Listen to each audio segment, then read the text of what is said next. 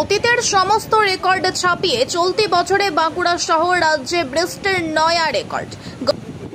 গত ৩ মাসে একের পর এক নিম্নচাপের জেরে জেলার দক্ষিণাংশ দিয়ে প্রবাহিত শিলাবতী নদীর একের পর এক সেতু বারবার জলের তলায় তলিয়ে গেছে। চলতি সপ্তাহেও একই ঘটনার পুনরাবৃত্তি হলো।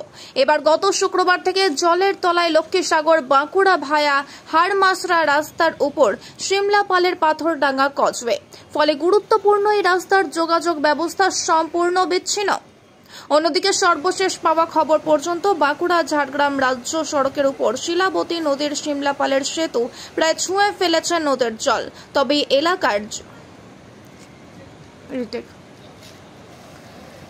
এই এলাকার জড়িষ্যা সংলগ্ন খালের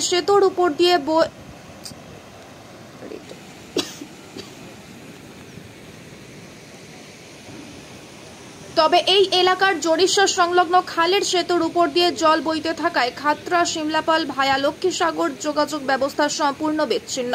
প্রশাসনের তরফে ওই সেতু দিয়ে আপাতত যাতায়াত সম্পূর্ণ নিষিদ্ধ করা হয়েছে। আমাদের এই রাস্তা যে জলটা আমাদের এই যে শিলাবতী নদীর কিনারে যে সামনে একটা খাল আছে সরিষা লাগোয়া, এই খালটি থেকে জল ওভার ব্রিজে উঠে গেছে, ফলে যাতায়াত হয়নি, যাতায়াত বন্ধ আছে।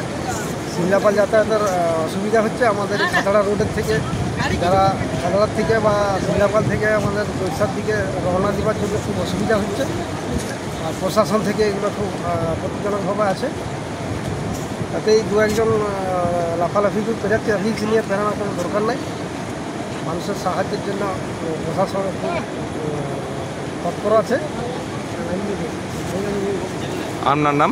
আমার নাম ফরিদ খান, আমার বাড়ি এই জলসার পাশে দগিরা।